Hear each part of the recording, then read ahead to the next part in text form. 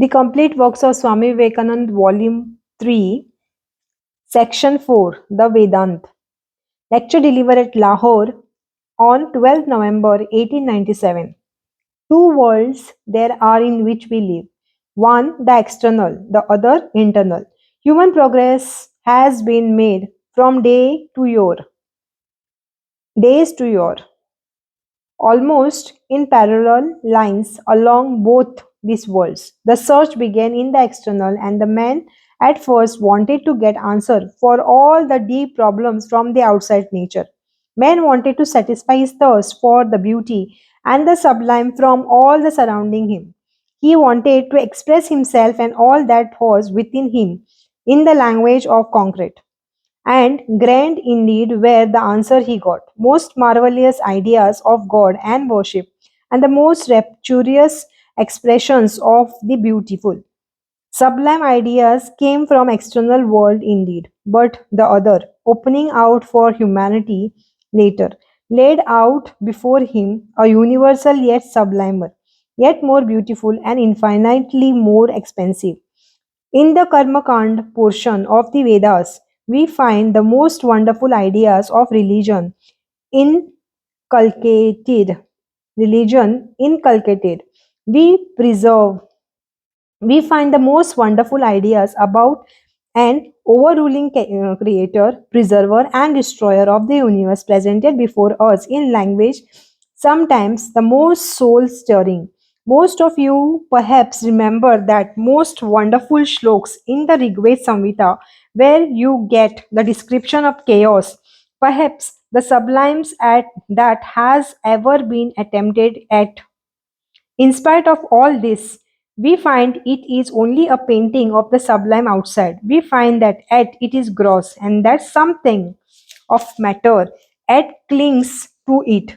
At we find that it is only the expression of the infinite in the language of matter, in the language of infinite, in the infinite of the muscles and not of the mind, in this infinite of space and not of thoughts.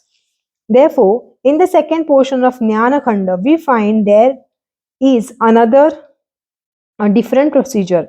The first was a search in the external nature for the truth of the universe.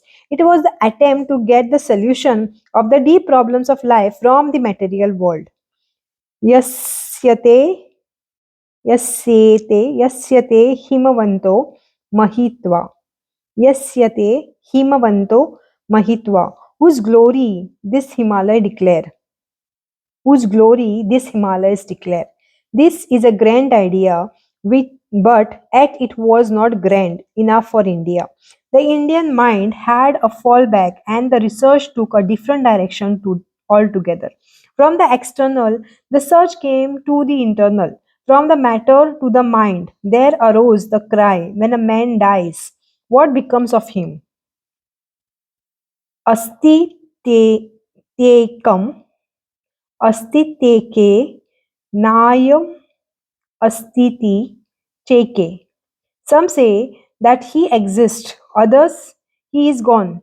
Says the king of that, what is truth? An entire different procedure we find here. The Indian mind got all that could be had from the external world, but it did not feel satisfied with that.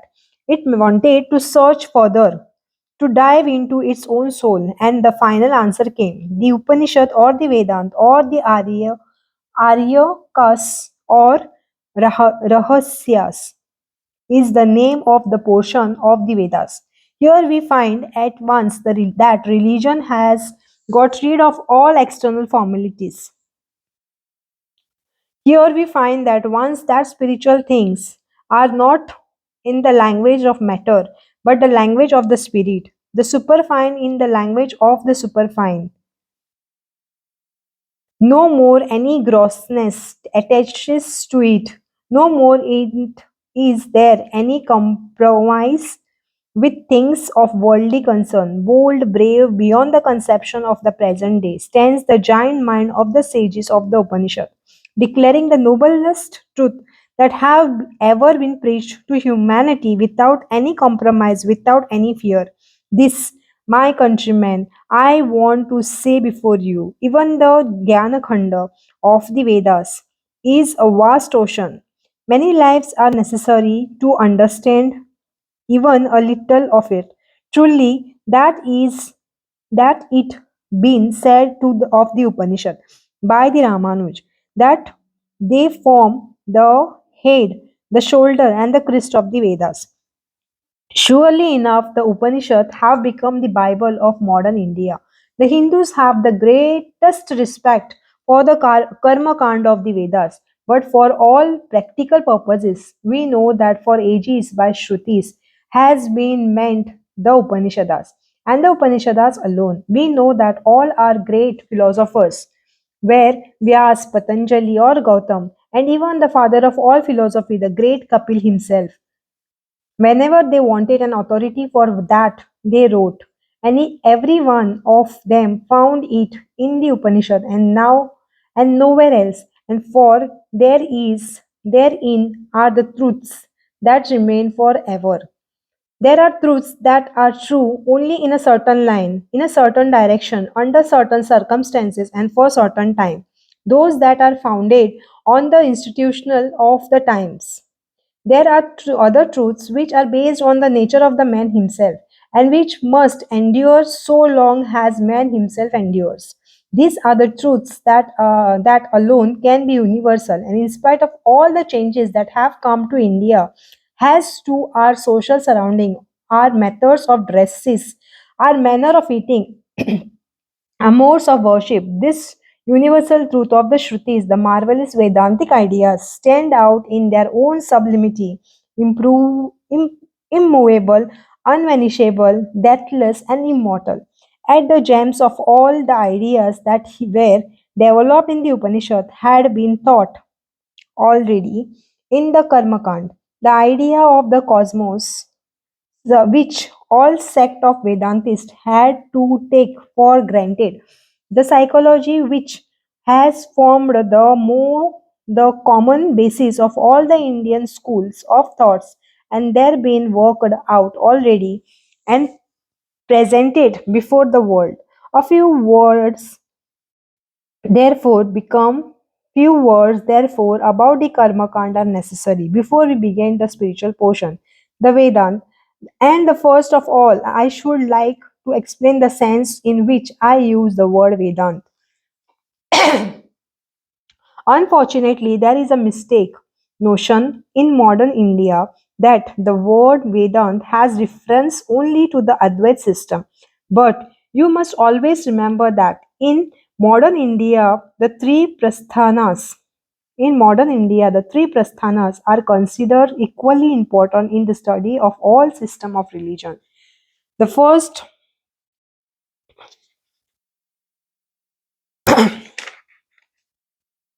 The first of all there are the revelation, the Shrutis, by which I mean the Upanishads. Secondly, among our philosophies, the sutras of Vyasas have the greatest prominence on account of their being the consummation of all the preceding system of philosophy. This system are not contradictory to any other one, but one is based on another, and there is a gradual unfolding of themes which culminates in the sutras of Vyas. Then, between the Upanishad and the sutras, which are the systemized of the marvelous truth of the Vedanta, comes in the Gita, the divine commentary of the Vedanta. The Upanishad, the Vyasa Sutra, and the Gita, therefore, have been taken up by every sect in India that wants to claim authority for orthodoxy, whether dualistic or Visheshta Advait or Advaitist. The authorities of each of these are the three prasthanas. We find that Shankaracharya or Ramanuj or Madhavacharya or Vallabhacharya or Chaitanya, anyone who wanted to propound a new sect had to take up these three systems and write only a new commentary on that. Therefore, it would be wrong to confine the word Vedant only to one system which has arisen up out of the Upanishad. All these are covered by the word Vedant. Vishishta Advaitist has has much right to be called as Vedantist as the Advaitist. In the fact, I will go a little further and say that what we really mean by the word Hindu is really the same as Vedantist. I want you to note that these three systems have been current in India almost from the time immemorial. For you must not believe that Shankara was the inventor of the Advait system. It existed ages before Shankara was born, and he was one of its last representatives. So, with the Vishishta Advait system, it had existed ages before Ramanuj appeared, as we already know from the commentaries he has written. So, with the dualistic system that have existed side by side with the other, and with my little knowledge, I have come to conclusion that they do not contradict each other. Just as in the case of the six darshanas, we find they are a gradual unfolding of the grand principle whose music beginning far back in the soft low notes and ends in the trumpet blast of the Advait. And so also in their three systems we find the gradual working up of the human mind towards higher and higher ideas till everything is merged in that wonderful unit which is reached in the Advait system. Therefore, these three are not contradictory. On the other hand, I am bound to tell you that this has been a mistake committed by not a few. We find that the Advaitist teacher keeps intact those texts which especially teach the Advaitism and tries to interpret the dualistic or the qualified, not dualistic text into his own meaning. Similarly, we find dualistic teachers trying to read their dualistic meaning into Advaitic text. Our gurus were great men, yet there is a saying, even the fault of a guru must be told. I am of opinion I am of opinion that it is in this only they were mistaken. We need not go into text torturing. We need not go into any sort of religious dishonesty. We need not go into any sort of grammatical twaddles. We need not go about trying to put our own ideas into text which were never meant for them. But the work is plain and become easier once you understand the marvelous doctrine of adhikara bhed, adhikara bhed. It is true that the Upanishad has have this one theme before them. कस्मिन्नु कस्मिन्नु भवतो विज्ञाते सर्वां सर्व सर्वम् इदं विज्ञातं भवति कस्मिन्नु भव भगवो भगवो विज्ञाते सर्वम् इदं विज्ञातं भवति. What is that knowing which we know everything else? In modern language, the theme of Upanishad is to find the ultimate unity of things. Knowledge is nothing but finding unity in the midst of the diversity. Every science is based upon this. All human knowledge is based upon the finding of unity in the midst of diversity. And if it is the task of the small fragment of human mind or human knowledge, which we call a science, we find unity in the midst of the few different phenomena. The task becomes stupendous when the theme before us is to find unity in the midst of this marvelous diversified universe where prevail unnumbered difference in name and form, in matter and spirit, each thought differing from every other thought, each form differing from every other form, add to harmonize these many planes and unending locus in the midst of the finite variety of or to find unity is the theme of Upanishad. On the other hand, the old idea of Arundhati Nyaya applies. To show a man the fine star Arundhati One makes the big and brilliant nearest to it, and up to which he is asked to fix his eyes first, and then it becomes quite easy to direct his sight to Arundhati. This is the task before us, and to prove my idea, I have simply to show you the Upanishad, and you will see it. Nearly every chapter begins with the dualistic teaching, Upasana. God is the first thought as someone who is the creator of this universe, its preserver, and unto whom everything goes at last. He is the one to be worshipped, the ruler, the guide, the nature, the external, the internal, at appearing as if he were outside of nature and external. One step further, and we find the same teacher teaching that this God is not outside of the nature, but immanent in nature. And at last, both ideas are discarded. At last, both ideas are discarded, and whatever is real is He. There is no difference. Tattva Masi Shvetaketa. Tattvam Tattva Masi Tattvam Masi Shvetaketu. Shvetaketu, that thou art. That immanent one is at last declared to be the same that is in the human soul. Here is no compromise, here is no fear of others' opinion. True, bold truth has been taught in bold language, and we need not fear to preach the truth in the same bold language today. And by the grace of God, I hope at least to be one who dares to be that bold preacher. To go back to our preliminaries, there are first two things to be understood. One, the psychological aspect common to all the Vedantic school, and the other, the cosmological aspect. I will first take up the latter. Today, we find wonderful discoveries of modern science coming upon us like bolts from the blue, opening our eyes in marvels we never dreamt of. But many of these are only rediscoveries of what had been found ages ago. It was only the other day that modern science found that even in the midst of variety of forces there is unity. It has just discovered that what is calls heat, magnesium, electricity, and so forth are all convertible into one unit force, and as such, it expresses all these by one name, whatever you may choose to call it.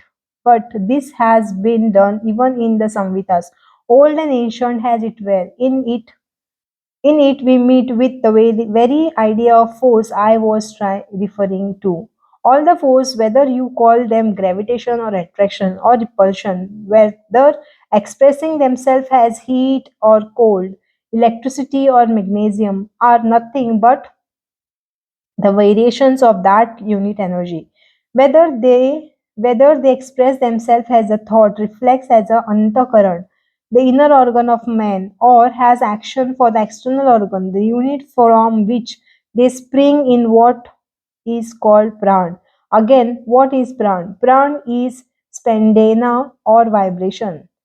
Pran is spandana or vibration. When all this universe shall have resolved back into its primal state, what becomes of this infinite force? Do they think that it becomes existent? Of course not. If it became extinct, what would be the cause of the next wave? Because the motion is going in the waveform, rising, falling, rising, falling, falling, rising, falling, falling again. Here is the word Shruti, which expresses the universe. Mark, that word does not mean creation. I am helpless in making English. I have to translate the Sanskrit words as best as I can. It is Rishi projection. At the end of the cycle, everything becomes finer and finer and is resolved back into the primal state from which it springs, and there it remains for a time quietly, ready to spring forth again. That is Shruti or Srishti. That is Srishti, the that is Srishti, projection. And what becomes of all these forces, the pranas? They are resolved back into the primal pran, and this pran becomes almost motionless, not entirely motionless, and that is what is described in the Vedic Sukta. It vibrated without vibration. Anidhavantan. Anidhavantan.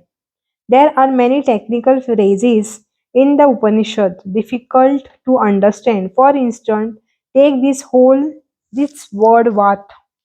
That many times it means air and many times motion. Often people confuse one with the other.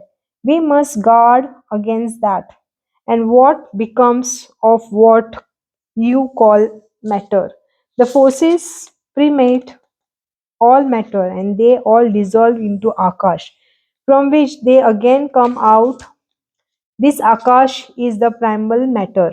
Whether you translate it as a ether or anything else, the idea is that this Akash is a primal form of matter. This Akash vibrates under the action of pran. And when the next Srishti is coming up, as the vibration becomes quicker, the Akash is lashed into all these waves form, which we call sun, moon, and the system. We need again we read again yadid yadidam kinchit. We read again yadidam kinchit jagata sarva prana ejati nisrutam yaditam yadidam kinchit jagat sarva pran ejati nisruti srutam nisrutam. Everything in the universe has been projected, pran vibrating. You must mark the word ajiti because it comes from aja to vibrate. Nishritam, projected. Vadidam kincha, whatever in the nature or whatever in this universe. This is a part of cosmological side. There are many details working on it. For instance, how the process takes place, how there is first ether and how from the ether come other things, how that ether begin to vibrate and from the vayu comes. But the one idea is here that it is from the finer that the grosser has come. Grosser matter is the latest to merge and the most external, and this gross matter has the finer matter before it. Yet we see that the whole thing has been resolved into two. But there is not at a final unity. There is the unity of the force, pran. There is the unity of matter called akash. Is there any unity to be found among them again? Can they be melted onto into one? Our modern science is mute here. It has not yet found its way out, and if it is doing so, just as it has been slowly finding the same old pran and the same ancient akash, it will have to move along the same line. The next unity is the omnipresent. Next unity is the omnipresent impersonal being known by its old mythological name as Brahma, the four-headed Brahma, and psychologically called Mahat. This is where the two unite. What is called your mind is only a bit of Mahat caught in the trap of brain. And the sum total of all the minds caught in the meshing of brains, it is what you call samashti, the aggregate, the universal. Analysis had to go further and it was not yet complete. Here we where each one of us has it where a microcosm and the world take all together is the macrocosm. But whatever is in the vyastiti, Vyastiti, the particular, we may safely conjecture that a similar thing is happening outside, also outside. If we had the power to analyze our own mind, we might safely conjecture that the same thing is happening in the cosmic mind. What is the mind is the question. In the modern times, in the Western countries, as physical science is making rapid progress, a psychology is step by step conquering stronghold after stronghold of the old religion. The Western people do not know where to stand because to their great despair, modern psychology or modern philosophy or modern physiology at every step has identified the mind with the brain. But we in India have known that always. That is the first proportion of the Hindu boy learn that the mind is matter, only finer. The body is gross, and behind the body is what we call the Sukshma Sharir, the fine body or mind. This is also material, only finer, and it is not the Atman.